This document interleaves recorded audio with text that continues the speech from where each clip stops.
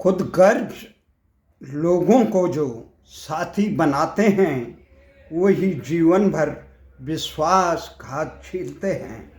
कमजोर की हुंकार की दुनिया उपहास उड़ाती है। कमजोर की हुंकार की दुनिया उपहास उड़ाती है। मजबूत की फटकार पर भी दुनिया शीश नवाती है। नमस्कार। आज कई दिनों बाद प्यारा उत्तराखंड समाचार सेवा में आपका फिर से स्वागत। 22 अप्रैल को जो पाकिस्तान द्वारा भारत के निर्दोष पर्यटकों पर जो पहलगाम में निर्मम हमला किया गया था, धर्म के आधार पर उनको मारा गया था, उसका बदला लेने के लिए भारत सरकार ने जो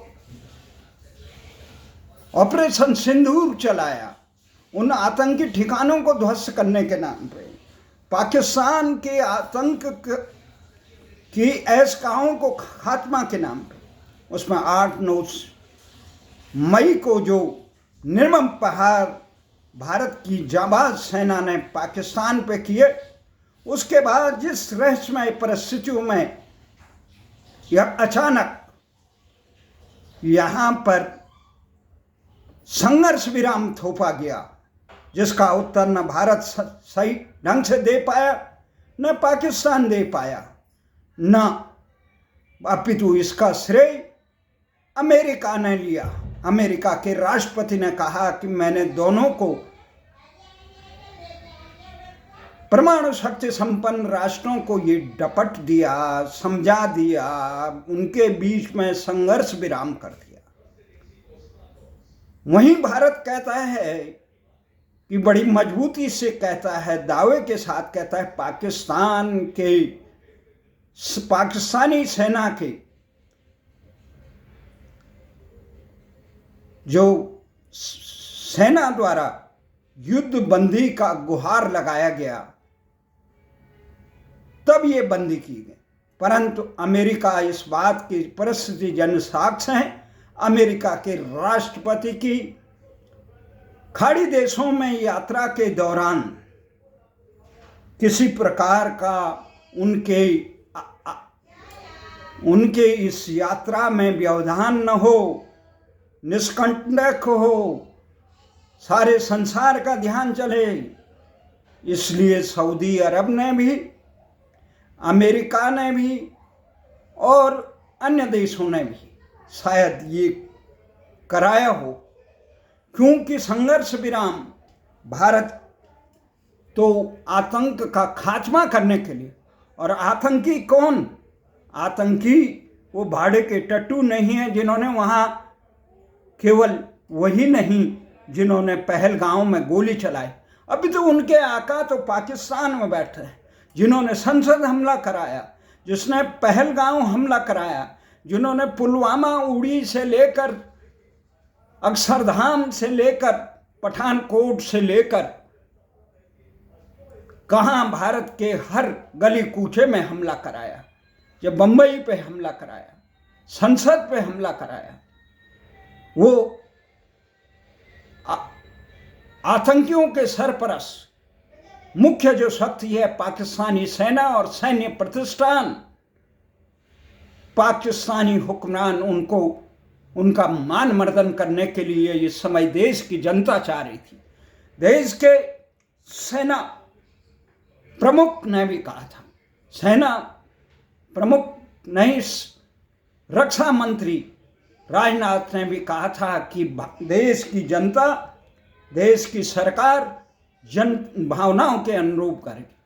भारत की जनता ये चाहती थी इस समय पाकिस्तान के 3-4 टुकड़े किए जाए, बलूचिस्तान अलग किया जाए, पाक अधिकृत कश्मीर अलग किया जाए, सिंध प्रांत अलग किया जाए, ऊपर से जो खैबर पास की तरफ है वो अलग किया जाए, और पाकिस्तान के इतने टुकड़े किए जाए कि उसका अस्तित्व नक्शे से ही नष्ट हो जाए।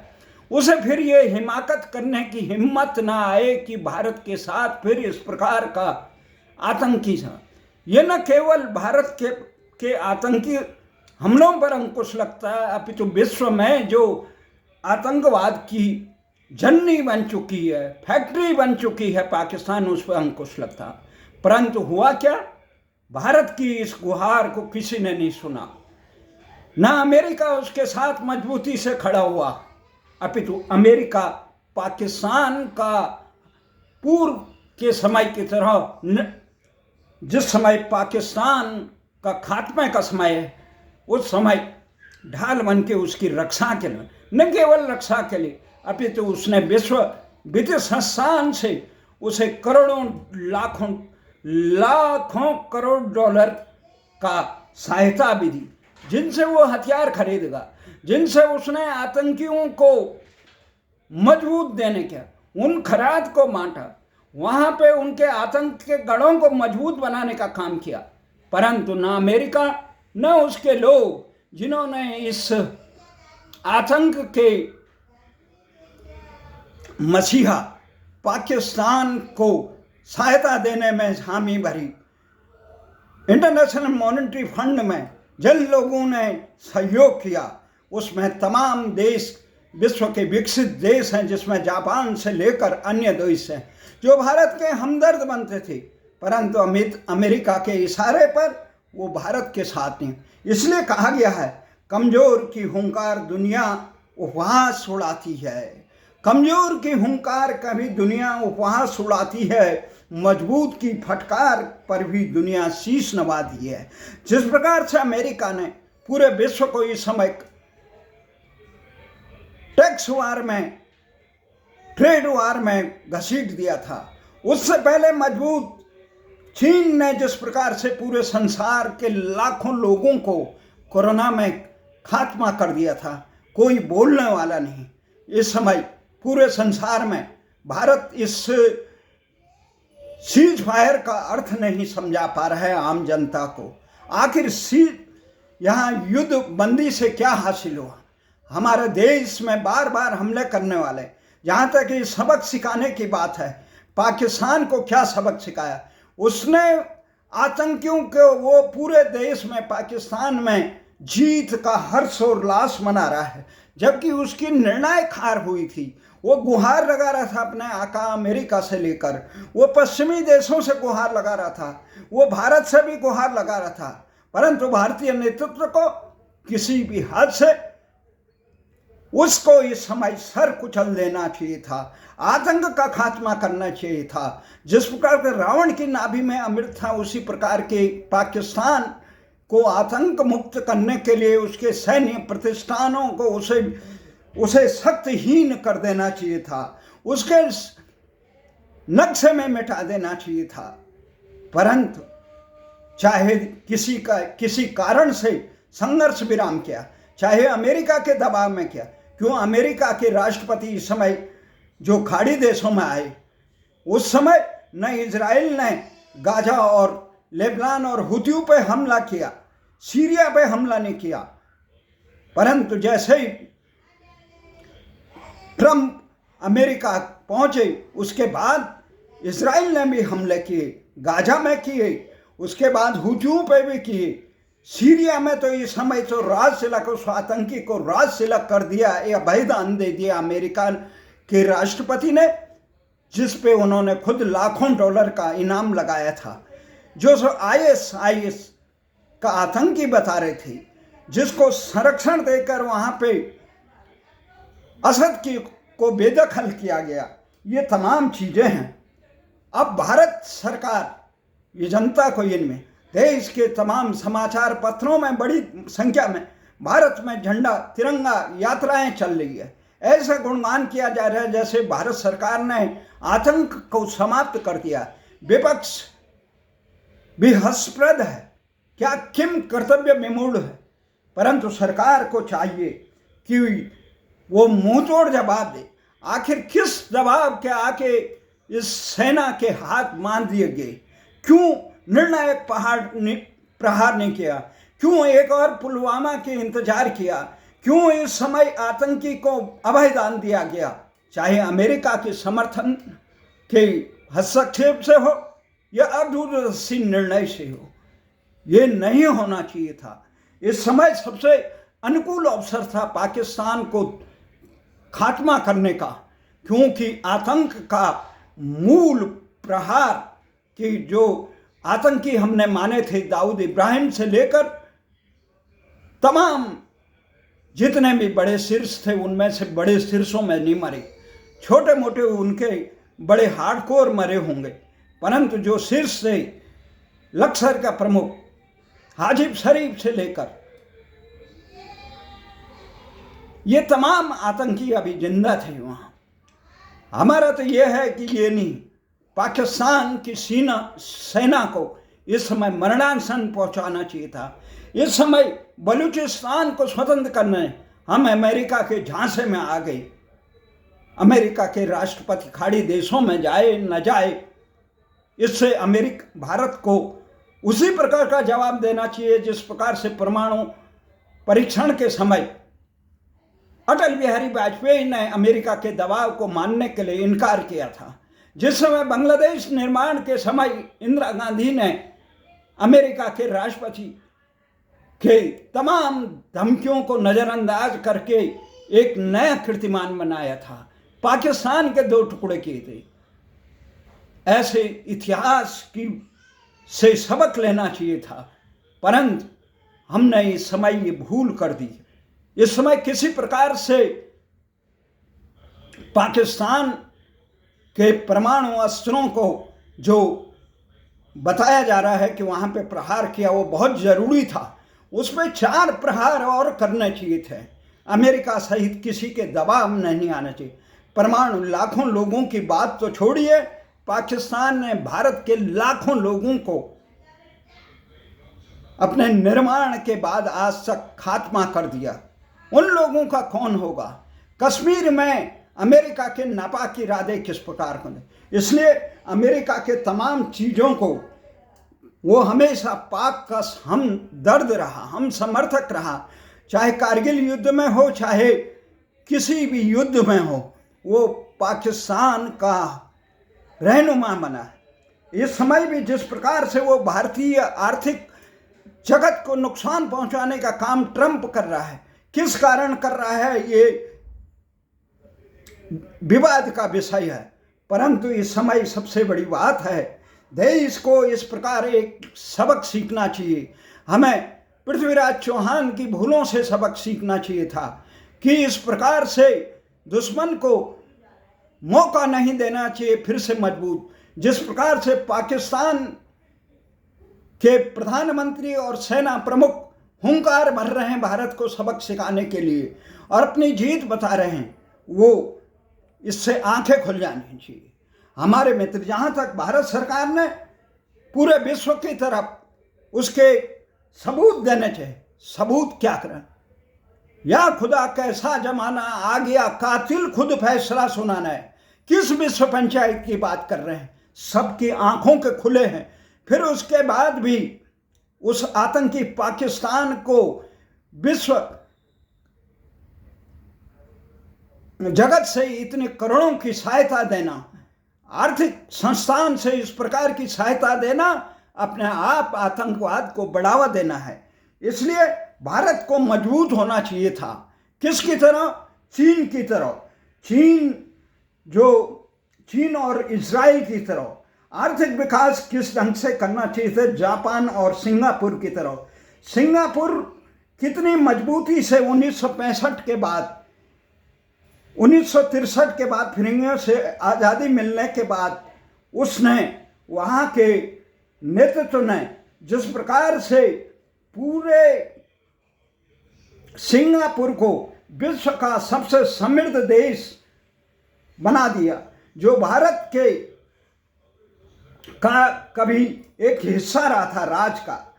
तो इसलिए ये होना चाहिए कि सबसे बड़ी बात ये है कि भारत इस प्रकार से 50-54 लाख की आबादी का सिंगापुर आज संसार का चौथा समृद्ध देश है। 9 अगस्त 1965 में अपनी स्वतंत्रता के बाद जिस प्रकार से वहाँ की सरकार ने, वहाँ के नेताओं ने इस प्रकार से देश को विभिन्न संप्रदाय के और उसको दरकिनारे करके एक मजबूत राष्ट्र बनाने के, वहाँ की गरीबी झुग्गी झोपड़ियों से हटाकर एक समृद्ध अट्टालिकाओं वाला देश बना दिया।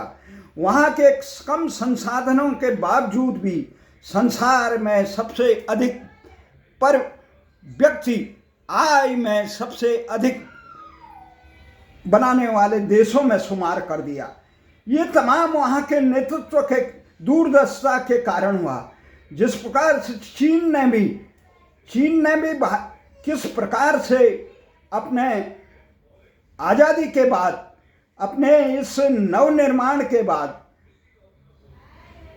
अपनी मजबूती बनाई, उसको चीन जो सिंगापुर का ली क्वान यू ने सिंगापुर का आमूल परिवर्तन किया, वहाँ के दूरदर्शी परिवर्तन किया, वहीं दूसरी तरफ चीन जिसे पहले सीना के नाम से, सिनो के नाम से, सीने के नाम से, कैद के नाम पे, झोंगजुआ के नाम से जानते, और महाभारत काल में इसी चीन को हरिवंश के नाम से जाने जाते थे।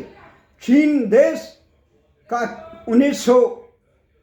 1 अक्टूबर 1949 में ये स्वतंत्र हुआ था। माओ से तुंग ने के नेतृत्व में एक स्थापना की थी। यहाँ जापान और ब्रिटेन के उपनिवेश से मुक्त के बाद जिस प्रकार से चीन ने एक अपने को सबसे मजबूत ऐसा देश बनाया, जिसने अभी जो कराधान वार में अमेरिका को 2 टूक कहा था, अगर आप कर युद्ध लड़ना चाहते हैं तो वो भी चीन तैयार है, अगर आप सच में लड़ाई करना चाहते हैं तो उसके लिए भी चीन तैयार है। तो उसके बाद झुककर अमेरिका ने चीन पर जो 150-200 कुछ प्रतिशत कराधान लगा दिए थे, वो अब 30 और 10 में सिमट गई चीन को।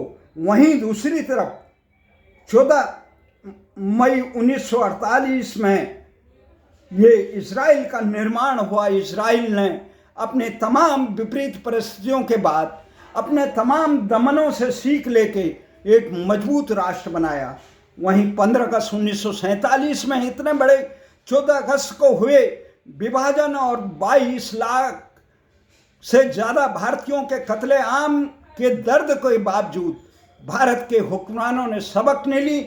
आज भारतीय राजनीतिक पार्टियां केवल दलीय के कौन से चुनाव जीतने के लिए, यहाँ भ्रष्टाचार का आलम है। आम जनता को शिक्षा, चिकित्सा, रोजगार, न्याय से कोसों दूर है। देश में चंद लोगों को भ्रष्टाचार का आलम है, न्याय, भारतीय भाषाओं में न्याय नहीं है। चीन ने अपना विकास चीनी भाषा में किया। चीन का पूरा राष्ट्रवाद किस प्रकार राष्ट्र आम जनता को राष्ट्र से के साथ जोड़ते हैं, किस प्रकार आम जनता का विकास करना चाहिए, वहाँ शिक्षा, चिकित्सा, रोजगार, न्याय किस प्रकार से आम जनता को मिलना चाहिए, किस प्रकार देश के एकता और अखंडता की रक्षा करना चाहिए, किस प्रकार वहाँ के लोगों में संप्रदायवाद न बढ़े, इसके लिए काम करना किया। चीन ने ये दिखाया, इजराइल ने दिखाया, सिंगापुर ने विकास का परचम दिखाया, रूस ने सोवियत संघ को अमेरिका और उसके साथियों द्वारा ध्वस्त किए जाने के बाद रूस को पुतिन ने किस प्रकार से फिर से मजबूत बनाया। अपने अस्तित्व पर खतरा को देखकर यूक्रेन के किस प्रकार उसने नाटो देशों के षड्यंत्र को रौंद कर एक मजबूत बनाया। इसलिए ये कहा जाता है आज भारत जो पूरे विश्व में ये पाकिस्तान के को आतंकी चेहरे को बेनकाब करने के लिए शिष्टमंडल भेजा है, तो हमारा ये मानना है ये विश्व अंधा नहीं है, उसे सब कुछ मालूम है। अमेरिका को मालूम है, जापान को मालूम है, कोई ऐसा देश नहीं है। उसके बावजूद इस लड़ाई में अभी जो संघर्ष हुआ ऑपरेशन सिंधु, उसमें पाकिस्तान के पक्ष में टर्की से लेकर अजरबैजान से लेकर चीन से लेकर अमेरिका खड़े थे। भारत के साथ कोई खड़ा नहीं था। इजराइल ने मनोबल अवश्य बढ़ाया, पुतिन ने, रूस ने सहयोग दिया, परंतु पुतिन इस बात से मरमाई थे कि उसके संघर्ष में, उसके युद्ध में उसके परंपरागत दोस्त ने, भारत ने उसको सहायता, उसके साथ चट्टान की तरह खड़े होने के बजाय उद्देश्य ये थे। इस बात से पुतिन भले ही पूरी रूप से साथ खड़े न हो, परंतु उनके S-400 ने भारत की रक्षा बहुत मजबूती से की। जहाँ तक फ्रांस के सवाल है, फ्रांस से हजारों लाखों करोड़ों रुपए का हथियार खरीदने के, ये राफेल विमान खरीदा, फिर भी उसका ऑपरेशन जो कोड है, जिसमें हम अग्नि से लेकर पिनाका इत्यादि भारतीय मिसाइलों को लगाने का हम कोड मांग रहे थे, उसमें बदलाव का कुछ मांग रहे थे, वो देने के लिए फ्रांस तैयार नहीं हुआ। भारत के साथ कौन है? कोई देश नहीं है, क्योंकि कमजोर की हुंकार भी कायरता समझी जाती है। कमजोर की हुंकार भी दुनिया उपहास उड़ाती है, मजबूत की फटकार पर भी दुनिया शीश नवाती है। ट्रंप कितने भी गलत हो, परंतु मजबूत राष्ट्र के राष्ट्रपति हैं। जहां तमाम कराधान और लगाने के बावजूद भी संसार के 99% देश वहां अपने देश के हितों के लिए पंक्तिबद्ध खड़े हैं, उसकी याचना कर रहे हैं। वहीं भारत के तमाम तर्क सुनने के बाद, जानने के बाद और ये शिष्टमंडल भेजने के से ज़्यादा हमारा ये कहना था कि सेना को हाथ नहीं बांधे होते तो पाकिस्तान का नाम दुनिया के नक्शे से मिट गया होता। ये सेना, ये तथ्य दुनिया को, इन अंधों को, स्वार्थ में अंधे होते हैं दुनिया, कमजोर की कोई पुकार नहीं सुनता है। इसलिए दुनिया को बताने से अच्छा है कि भारत को मजबूत बनाओ, निर्णायक प्रहार करो और पाकिस्तान को ऐसा सबक सिखाओ कि वो फिर दोबारा से ऐसी हिमाकत न करे। आने वाले समय में चीन को भी, इस समय जिस प्रकार से टर्की और अजरबैजान का बहिष्कार किया जा रहा है, ये बहिष्कार किया जाना चाहिए चीन का, जो भारत के सबसे ज़्यादा व्यापार करता है और भारत के खिलाफ, भारत के दुश्मन के साथ खड़ा रहता है। तो भारत के हुक्मरानों को चाहे नैतिक हक हो न हो, साहस हो न हो, उन्हें शास्त्री जी से प्रेरणा लेनी चाहिए। शास्त्री जी ने कहा था, हम घास फूस खा लेंगे, उपवास रख लेंगे, अमेरिका का ये तिरस्कृत अन्न ग्रहण नहीं करेंगे। उस मजबूत नेतृत्व, ईमानदार नेतृत्व को सुनना चाहिए। भारत के नेतृत्व में इतना शौर्य होना चाहिए, दूरदर्शिता होनी चाहिए, गंभीरता होनी चाहिए, राष्ट्र के सम्मान की बात होनी चाहिए। उन्हें इंदिरा जी ने जिस प्रकार से अमेरिका के नेतृत्व को कहा था कि आप 7वां बेड़ा क्या 70 बेड़ा भी भेजिए, भारत अपने हितों के लिए और मानवता की रक्षा के लिए हमेशा संघर्षरत रहेगा, अमेरिका के दबाव में नहीं झुकेगा। और उन्होंने इतिहास बनवाया, परंतु भूल होती है कई, उन भूलों को सुधार किया जाना चाहिए। भारत को मजबूती से चीन से लेकर तमाम उन देशों को ऐसा कड़ा सबक सिखाना चाहिए कि आने वाले समय में भारत, क्योंकि भारत ही संस्कृति ऐसी है जो विश्व में सबके कल्याण के लिए समर्पित है, सबके अस्तित्व को साथ में लेकर चलती है।